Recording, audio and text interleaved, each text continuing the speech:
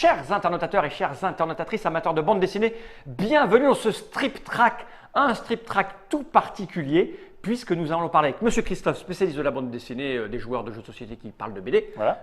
Nous avons parlé de cette petite chose que j'ai là posée devant moi et qui répond au doux nom de Zai Zai Zai Zai, un road movie de Fab Caro. Comment tu vas bien, Christophe? Très bien. Et qu'est-ce qu'on va rigoler? Ouais, sans doute. Tu peux nous dire quelques mots sur Fab Caro que je ne connaissais pas avant de lire cette petite merveille. Je vous préviens tout de suite, c'est une petite merveille, une des meilleures BD que j'ai lues depuis très longtemps. Mais attention, il faut un esprit un peu particulier pour se fendre la poire. Ben justement, Fab Caro, c'est un peu un spécialiste de l'humour 15e, 30e, 70e degré. Okay. On va dire c'est une sorte de, allez, un enfant de Gossens peut-être. Voilà, on est dans l'auteur qui travaille essentiellement, enfin que pour la bande dessinée indépendante, parce qu'il n'a pas manifestement un humour qui fonctionne auprès des gros éditeurs et il fait des petits bijoux à chaque fois. Et là, je pense que celui-là, c'est peut-être son meilleur. En tout cas, c'est son très bon. C'est une merveille. Alors, le propos, on va le diviser en deux. On va d'abord parler du trait, parce que c'est une BD. Hein. Donc, il a un trait un peu particulier. On va regarder ça comme ça. Hein. Donc, c'est pas en couleur déjà. C'est quoi? C'est en bicro. C'est en bicro. En bicro, voilà. Donc, c'est quelqu'un qui dessine extrêmement bien, mais qui a quand même une petite patte qui fait que c'est pas… Enfin, le mec, comme s'il en avait rien à foutre, quoi, tu vois. Tu as l'impression que ces petites cases, il les a dessinées en 3 coups de crayon. Hein. Et toujours en gaufrier. C'est-à-dire C'est-à-dire qu'en gaufrier, c'est… Oui, c'est ça, c'est des cases. C'est des cases qui suivent. Il y a, on va dire, on pourrait considérer qu'il n'y a pas de travail de mise en scène. Très peu. Mais si. Voilà. C'est-à-dire qu'en fait, chaque page est à se tordre de rire. Que nous raconte ce livre, cette bande dessinée? Il nous raconte l'histoire d'un type, un auteur de bande dessinée. Un auteur de bande dessinée qui va faire ses courses dans une grande surface quelconque et qui, au moment de passer à la caisse, on lui demande s'il a sa carte de fidélité et il répond non. Il dit « je l'ai oublié dans mon pantalon sale que j'ai mis laissé à la maison, donc je ne l'ai pas ». Et là, ça part en couille, ça part en cacahuète, ça part en sucette. Parce le monde s'écroule. Parce qu'en fait, ne pas avoir sa carte de fidélité dans une grande surface, c'est considéré comme un acte terroriste. C'est criminel. Clairement et simplement, c'est criminel. Donc, après avoir subi les menaces d'un vigile… Lui-même qui menace, parce que quand Fab Caro, parce que c'est Fab Caro, c'est ouais, l'auteur. C'est l'auteur qui se raconte. C'est une autobiographie, on peut le dire. Hein. Quand le vigile commence à lui dire « vous voulez me suivre », Fab Caro panique et il se saisit d'un poireau. D'un poireau pour le menacer. Et là, il est menacé avec un poireau et là, c'est parti, c'est un criminel. Et donc, il part et ça devient absolument délirant. C'est-à-dire que chaque page, il se passe des choses complètement dingues, complètement surréalistes, qui n'ont quasiment pas de sens, mais finalement qui en ont énormément, parce que la mise en relation avec le monde actuel est extraordinaire. C'est juste énorme, puisque ce type fuit. Forcément, on va en parler au journal de 20 h, caricature des médias, caricature du traitement télévisé. Forcément, les gens vont en discuter entre eux. Caricature des conversations de marché, de bar. Voilà. Forcément, les auteurs de BD vont discuter entre eux, vont vouloir monter un mouvement pour sauver cet auteur de BD. Caricature des mouvements solidaires, les communautés professionnelles, voilà. Les corporatismes. Tout y passe en revue, c'est absolument… Les complotistes, c'est à mourir de rire. Donc, évidemment, dès les premières pages, hein, déjà, on ne comprend pas. Au début, c'est sérieux. C'est-à-dire que le mec, il fait ses courses. Il n'a pas sa carte de fidélité. On ne comprend pas tout de suite que le fait qu'il n'ait pas sa carte de fidélité, ça va devenir un acte absolument hallucinant. Mais dès que le vigile le menace de faire une roulade arrière, là on se dit mais qu'est-ce qu'il nous raconte? Voilà. C'est juste dingue. Il le menace d'un poireau et il part. Et c'est irracontable. Mais c'est juste, voilà.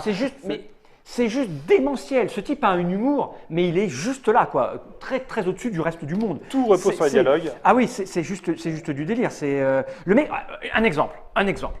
Le vigile, là, c'est juste cette page. Le vigile est interrogé par donc la police. Le mec lui dit signe particulier. On va zoomer parce qu'il faut que vous voyez, c'est juste énorme. Voilà, on est là. Ça va vous placer un petit peu le niveau. Signe particulier. Le vigile répond « J'aime bien regarder des photos de Renault 16 TS sur Internet. » Alors, regardez bien le dessin. Hein. C'est exactement le même. On descend. Exactement les mêmes dessins. Et c'est important. Hein. Non, je parlais du fuyard. Le mec répond « Oh, pardon. Petit, les cheveux gris, la quarantaine. » Alors, le mec ne ressemblait pas du tout à ça, hein, le mec. Bon, pas trop. Si, Si on veut. Si on veut. Enfin, les cheveux gris, là, on ne se rend pas bien compte. Et les vêtements? Oh, vous savez, je suis plutôt classique, chemise et pantalon de toile, répond le vigile, toujours avec le même dessin. Non, mais le fuyard, répète le policier. Ah oui, pardon, un jeans et un gilet à capuche. Quelle couleur? J'aime bien le marron. Voilà, toujours le même type de case. Et page suivante, on est ailleurs. Voilà. Et c'est génial à plus d'un titre. D'abord, le mec qui fait toujours référence à lui-même, ça c'est avec les mêmes cases. Et le deuxième effet qui se coule de ça, c'est que l'auteur se fait accuser par ses pairs d'être un dessinateur fainéant, qui reprend toujours le même principe, le même système et qui dessine le moins possible. Donc c'est vraiment... Il y a une autodérision complète. C'est juste énorme. Ça parle de peu près de tout. Ça parle de la société, c'est très acerbe, ça parle de la société contemporaine. Et l'auteur lui-même se fout lui-même de sa gueule quoi, et de sa situation actuelle, contemporaine. Voilà. Et alors, on va aller... Alors là, c'est absolument excellent, ça, c'est les journalistes. C'est juste dément, hein, ça. Donc les journalistes viennent interroger le vigile, qui a tout vu, qui sait tout, parce que c'est le journal de 20 heures. C'est à ce moment-là que je l'ai menacé d'effectuer une roulade arrière, dit-il. L'autre lui dit, pouvez-vous nous montrer exactement? Oui, bien sûr. Le vigile a toujours la même posture, hein, il ne bouge pas. Regardez les cases. Vide. Les jambes. Vide. Bon, là j'ai raté, d'habitude je le fais mieux. Voilà. Alors, là immédiatement chez vous, si vous n'avez pas esquissé un rire, ou même mentalement, vous n'avez pas ri, cette BD n'est pas faite pour vous. Moi là, j'avoue que là, j'ai ri pendant 3 minutes 30. Et en plus, je l'ai lu aux toilettes. Donc vous m'imaginez sur mon trône, ça en riant pendant 2 minutes 30, c'est juste extraordinaire. On va maintenant montrer un niveau qui, moi, m'a fait éclater vraiment. Alors le coup sur les Renault, je ne vais pas tout vous dire, mais non, mais pour vous montrer, il y en a juste 100 et quelques. Le rapport avec la réalité, qui est juste extraordinaire. On va aller à la page des complotistes. C'est juste génialissime. Il faut la montrer. Ouais, on va la montrer. C'est le type, il fait du stop. Hein. Et quand il fait du stop, voilà, il fait du stop. Et voilà. Évidemment, un groupe de gospel pile là où je fais du stop, classique. Voilà, ça n'a pas de sens. Voilà. Mais ça encore, c'est du second degré, troisième degré, deuxième degré, qui ne fait pas référence à grand-chose. C'est juste drôle en soi. Non, moi j'adore. Alors je vais essayer de retrouver ce passage. Ça c'est extraordinaire. Le coup des Renault, c'est de la merde. Je vous le pas. Lisez-le, c'est extraordinaire. Alors c'est où? Le coup des... C'est une discussion de comptoir. Hein. Elle est un petit peu avant, je crois. Discussion de comptoir de gens qui parlent de l'actualité. Hein.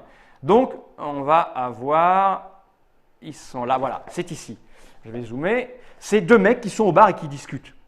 Mec qui dit à l'autre, on essaie encore de nous manipuler avec cette histoire. Ah bon? Bah attends, c'est évident. Regarde, le gars il fait ses courses quel jour?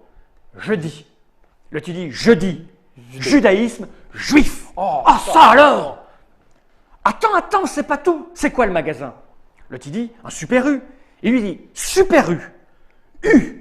UB40, 40, guerre de 40, juif. Oh putain, s'exclame l'autre. C'est énorme. C'est juste énorme. Après, ils y reviennent. Oui. Ils y reviennent à la fin, c'est juste extraordinaire à la fin. Je ne vous la dis pas, vous la découvrirez en lisant la BD. Et là c'est vraiment une critique cynique de comment fonctionne le monde, fonctionnent les choses. Donc, c'est à la fois drôle au niveau de l'histoire parce qu'elle est complètement stupide. Il y a des trucs complètement cons comme le coup du gospel, le coup de la Renault, c'est vraiment des voitures pourries. Enfin, c'est juste voilà, du non-sens pur.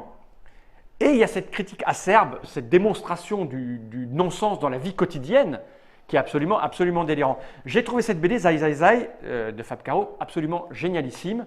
C'est 13 €. Tu me l'as prêté pour que je la lise et je vais courir l'acheter parce que ce mec mérite de gagner 13 € supplémentaires.